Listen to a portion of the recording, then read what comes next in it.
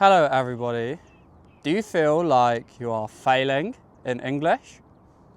Well, today I think is a good time for us to talk about failure. Unfortunately, I think I have failed Chinese. So, on the 31st of December 2025, I hit 100 hours of Chinese comprehensible input. I had finally made it to the first milestone. Now, the first 100 hours were extremely difficult, but in that moment, I was so motivated.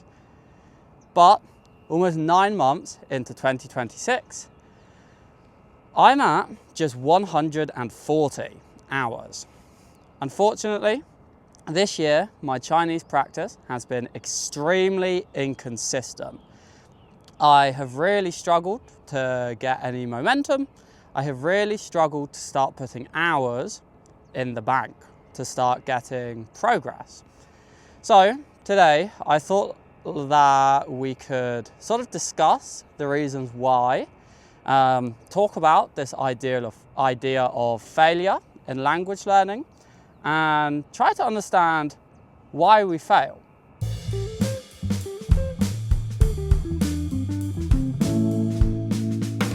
So, I think it's important for us to start with, Sam, well, why did you learn Chinese? Why did you decide to start learning Chinese?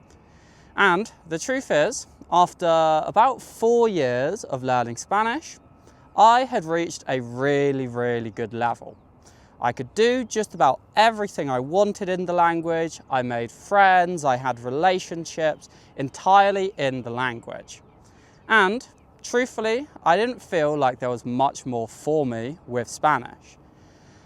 So I thought to myself, well, I want to learn another language, but what language should I learn? I considered French, but it's too close to Spanish. I considered something like Danish or maybe Icelandic, but there just aren't enough resources. But for a very long time, there has been one language that has been speaking to me. One language that has been really attractive, and that is Mandarin Chinese. Now, when I decided to choose my next language, I decided that I wanted a really big challenge. The truth is, learning Spanish as an English speaker isn't all that difficult. We have lots of very similar grammar, we have loads of the same words. So, as an English speaker, learning Spanish is a pretty straightforward task, especially doing it through comprehensible input. Furthermore, I also really have an interest in Chinese culture and Chinese history. Between the ages 16 and 18 at secondary school, I did an exam on China. I did a course on the history of China. So, for a very long time, I have always been quite knowledgeable about China. The culture has always really interested me, and I wanted a big challenge for my next language. So, everything came together, and I made the decision, Sam, it's time to start learning Chinese. The first 100 hours were difficult, but I was excited. It was fun. But after 100 hours, that's when things started to go wrong, let's say.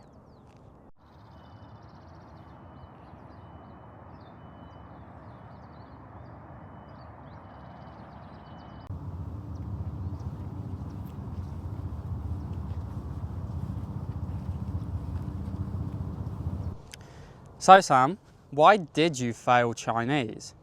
Well, unfortunately, life just super classico. That's why, if you heard that.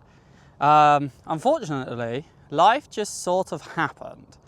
At the end of the year, just as I hit that 100 hours and I was feeling so amazing, I moved to Chile.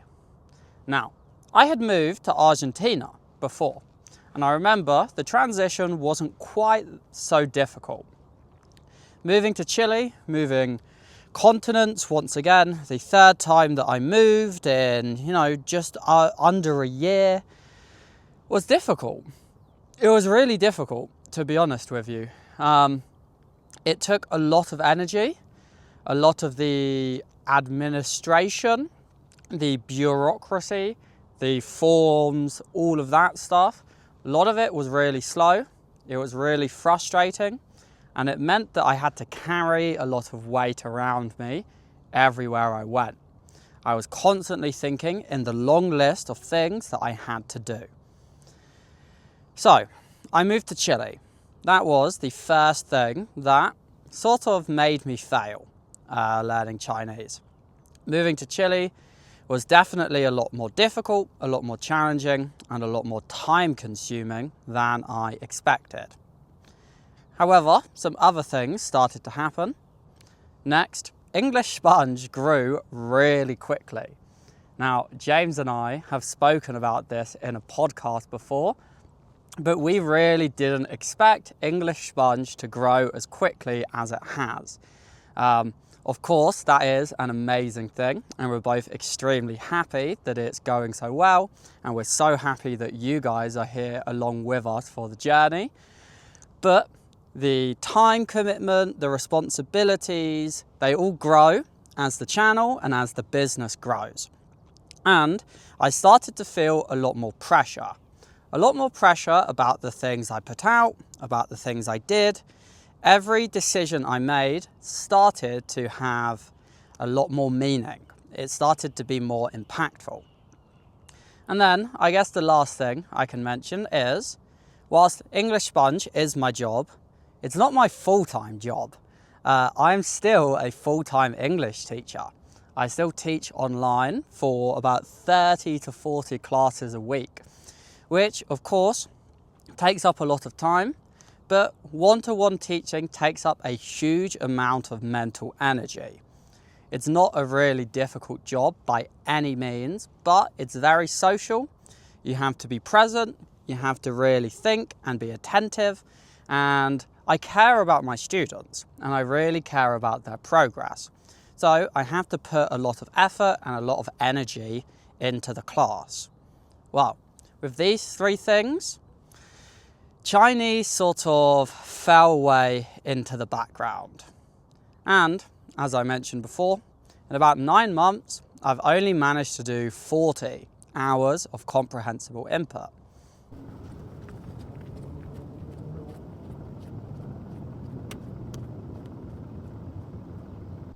But I think I also have to be honest with myself, because the real reason that I failed Chinese isn't because my life changed, and it isn't because life got difficult. The real reason that I failed Chinese is down to me. So, why was I telling myself that I failed Chinese? Well, you heard before, I didn't have enough time. I didn't have enough energy. I was doing too many things. I was stressed out. I was moving. Excuses, excuses, excuses. Because when we look at my behavior, when we look at my actions, I think it's more down to me than it is down to my life. First and foremost, I have, unfortunately, like many people, a bit of a social media addiction. The truth is, every single day, I usually spend between 1 and 2 hours scrolling through Instagram. Now, I don't enjoy this fact, and I'm definitely not proud to admit it, but I spend a very long time scrolling through Instagram, not really doing anything of note, not doing anything worthwhile. If I could use just a quarter of that time in order to try and, to practice my Chinese instead, that would be 30 minutes a day. And that means I would be making really great progress. Secondly, well, look where we are. We are out in the mountains. I say I don't have time. I say I don't have energy. I say it's too much effort to study Chinese. But the truth is, every single weekend, I come out here to the mountains. I come out to the mountains and I spend a lot of time, a huge amount of energy and a lot of effort being out here doing my hiking. And hiking isn't the only new hobby that I have picked up since I have moved here to Chile. The second hobby that I have picked up is I have started climbing or bouldering. Now, I climb 3, sometimes 4 times a week. Once again, if I want to do something, I do it. So just saying I don't have the time, I don't have the energy, isn't really a good answer. It's not a good enough reason. Because if I want to do something, I find the time and I find the energy. When I think about why I failed Chinese, the truth is, Chinese has been really difficult. Chinese has been one of the hardest things that I have ever done in my life. Every single thing in my life has been absolutely flying. I have been making such amazing progress in so many different areas. And with everything I do, effort and reward come together. I put effort in, I get better, I get a reward. The reward usually is I feel good about myself.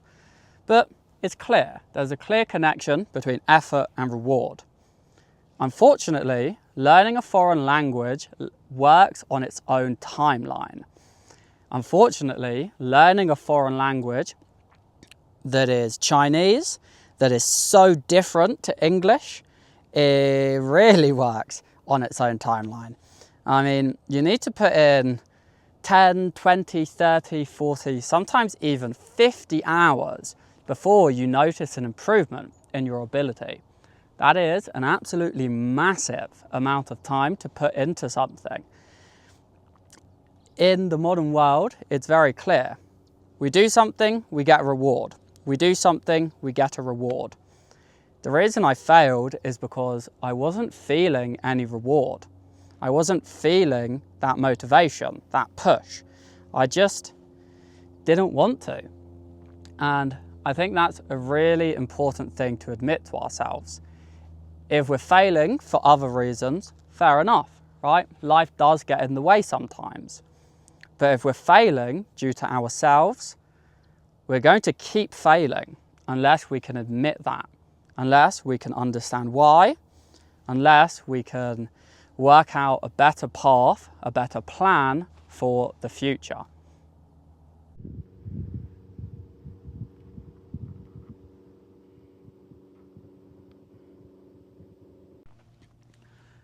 So, that's why I failed Chinese, I guess. It's the first time I've properly admitted it to myself. But, you know, like I said, today's video is about honesty. So, as always, when we fail something, we need to try and learn from it. Otherwise, our failure was pointless. Otherwise, we gain nothing from the situation. So, what can we use here? What does this teach us? What can this tell us about failure and about language learning? Well, I think first and foremost, having a why in language learning is really, really important. I wanted to learn Chinese. My why was a challenge. But unfortunately, the challenge was bigger than I expected. It was far more difficult than I could have ever imagined it. With Spanish, I had a very obvious why. I was dating somebody at the time who spoke Spanish, and I knew that at some point in my life I wanted to move abroad.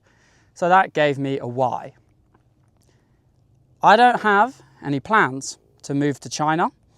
I don't think I'm going to end up dating anybody who speaks Chinese. So those two, both out the window.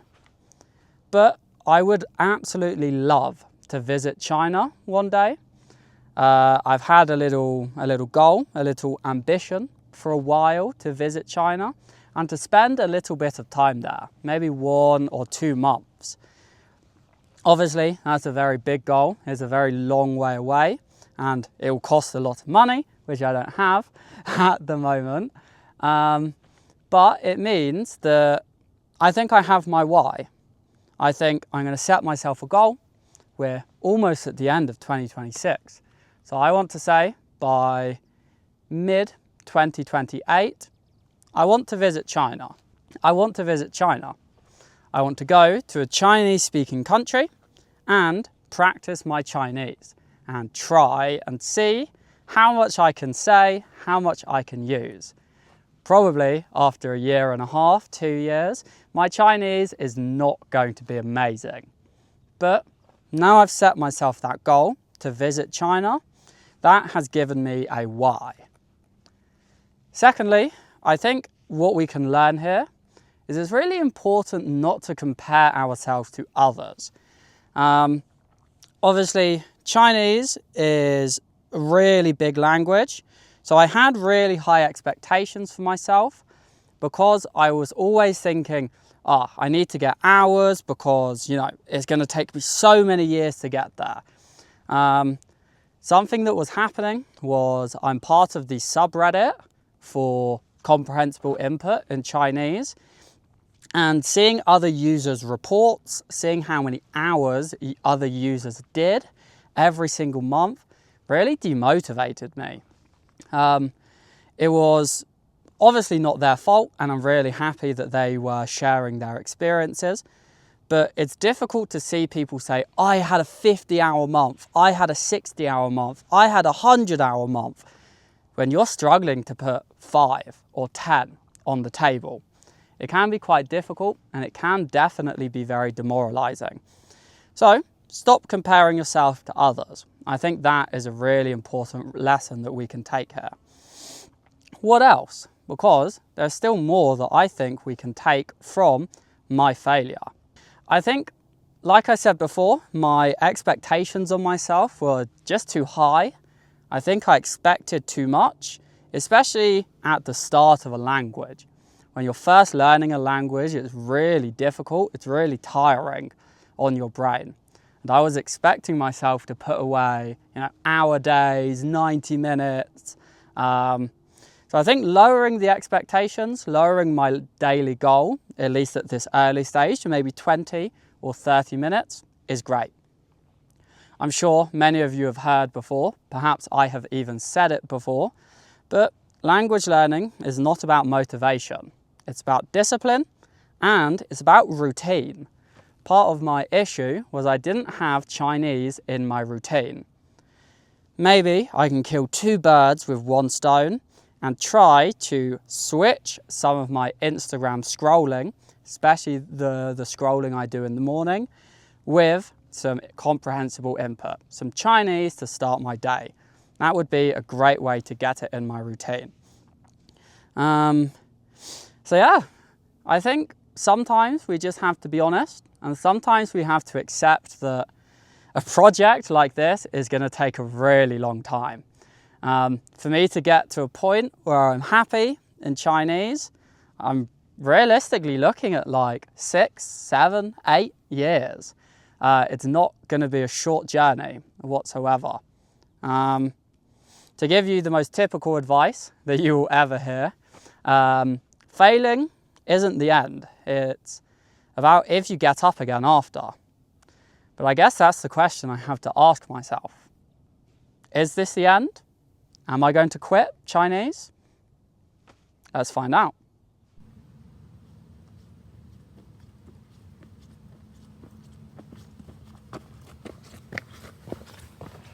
So, there we have it.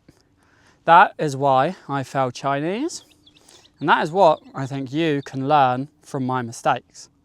So, the big question of today, Sam, have you given up with Chinese?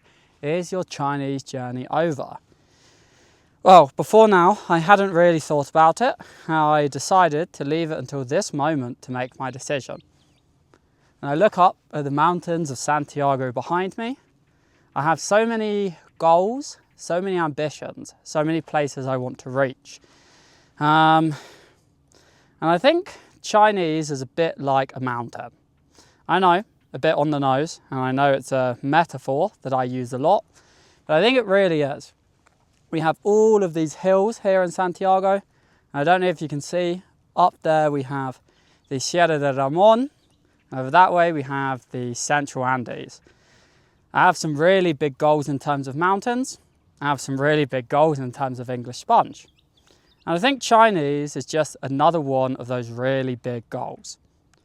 I think no matter what, I'm going to keep studying Chinese. I'm going to keep trying. I just think I'm going to take the pressure off myself a little bit. I'm not going to beat myself up so much when I do sort of go wrong, because I'm not doing this for anybody else. I'm not doing this so I can show other people. I'm not even doing this really to be able to speak Chinese. I'm doing this for myself. I'm doing this to prove something to myself, to prove that I can do something this difficult. So, there you have it, guys. Thank you for watching today's episode, today's video. It's been a bit of a difficult one to film. Admitting that you failed is not an easy thing to do, especially not on a channel in front of, potentially 75,000 people. Not the easiest thing to do, especially when your entire life is built around this, language learning. But it goes to show, we're all human, we all fail. It's whether we get back up again afterwards that really counts. So, thank you guys so much for watching. As always, if you do enjoy these videos, please check out the English Sponge website. I think we have a total of 800 videos now. Really impressive. I'm really, really proud of what we have created. And, if you feel like you have been failing English recently, go to the website. Start succeeding right now. Well, as always, my name's Sam, and I will catch you in the next video. Bye.